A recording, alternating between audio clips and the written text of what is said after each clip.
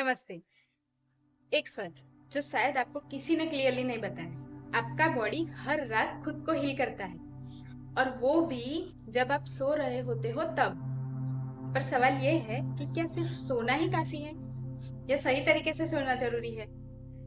Science कहता है sleep passive state नहीं है, ये एक एक्टिव बायोलॉजिकल प्रोसेस है। जब आप सो रहे होते हो तब आपका ब्रेन मेमोरीज ऑर्गेनाइज कर रहा होता है, बॉडी टिश्यूज रिपेयर कर रही होती है और पूरा सिस्टम बैलेंस हो रहा होता है। अब एक इम्पोर्टेंट चीज समझिए, स्लीप एक ही टाइप की नहीं होती, स्लीप के अंदर भी डिफरेंट स्टेजेस होते हैं। ब्रॉडली स्लीप के दो टाइप होते हैं, नॉन रेम स्लीप और रेम स्लीप। रेम का फुल फॉर्म है रैपिड आई मूवमेंट और नॉन रेम का मतलब है नॉन रैपिड आई मूवमेंट। अगर इसे सिंपल लैंग्वेज में समझे तो नॉन रेम स्लीप बॉडी को रिपेयर करता है और रेम माइंड को रिसेट करता है।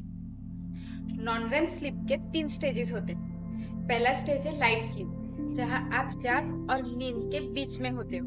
दूसरे स्टेज में बॉडी और रिलैक्स हो जाती है, हार्ट रेट स्लो हो जाते हैं, ब्रीदिंग काम हो जाती है। लेकिन एक्चुअल हीलिंग शुरू होती है स्टेज 3 में। स्टेज 3 है डीप स्लीप, जिन्हें स्लो वेव स्लीप भी कहते हैं। यही वो स्टेट है जहां ब्रेन डेल्टा वेव्स में चला जाता है।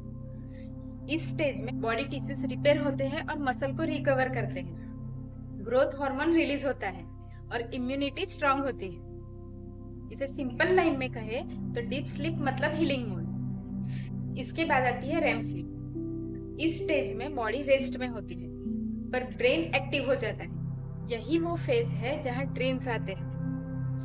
इसका काम है इमोशन को प्रोसेस करना और मेमोरी को स्टोर करना। अब अगर इसको और डीप में समझे तो ये सब ब्रेन वेव से कनेक्टेड है। जब बीटा एक्टिवेट होता है तब आप एक्टिव हो, जब ब्रेन में अल्फा एक्टिवेट होता है तब आप रिलैक्स हो। थीटा मतलब लाइट स्लीप और डेल्टा मतलब डीप स्लीप। जितना स्लो ब्रेन वेव उतनी डीप हीलिंग। अब एक इम्पोर्टेंट बात, अगर बॉडी को डीप स्लीप नहीं मिलती तो बॉडी में धीरे धीरे प्रॉब्लम शुरू हो जाती है, जैसे कि सुबह उठकर थकान महसूस करना, फोकस कम होना, इरिटेशन बढ़ना, इम्यूनिटी वीक होना और लॉन्ग टर्म में हार्मोनल इम्बैलेंस, वेट गेन और लाइफ लॉन्ग डिजीज का भी रिस्क बढ़ सकता है। मतलब बॉडी को रिपेयर का चांस ही नहीं मिलता।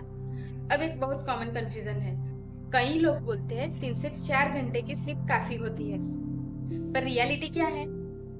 डीप स्लीप का ड्यूरेशन यूजुअली 1 से 2 घंटे होता है, जो पूरी रात में स्प्रेड होता है। इसीलिए अगर आपकी स्लीप क्वालिटी अच्छी है तो आप कम टाइम में भी फ्रेश फील कर सकते हैं। लेकिन साइंटिफिकली बॉडी को रेगुलर बेसिस पर 7 से 9 घंटे की स्लीप की जरूरत होती है। इसमें एक और हिडन फैक्टर है, आपका नर्वस सिस्टम।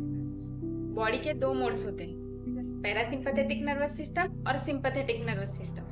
सिंपैथेटिक मतलब फाइट या फ्लाइट मोड और पैरासिम्पैथेटिक मतलब रेस्ट और रिपेयर मोड। डीप स्लीप के दौरान पैरासिम्पैथेटिक सिस्टम एक्टिवेट होता है। यही वो स्टेट है जहां बॉडी हील करती है।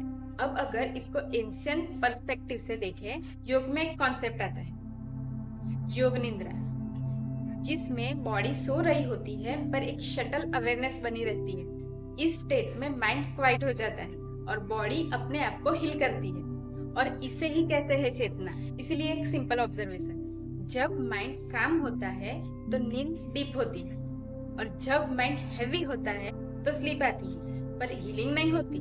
तो ट्रूथ सिंपल है, आपका बॉडी ऑलरेडी जानता है कैसे अपने आप को हील करना। हर रात जब आप सो रहे होते हो आपका बॉडी साइलेंटली आपको रिपेयर कर रहा होता है।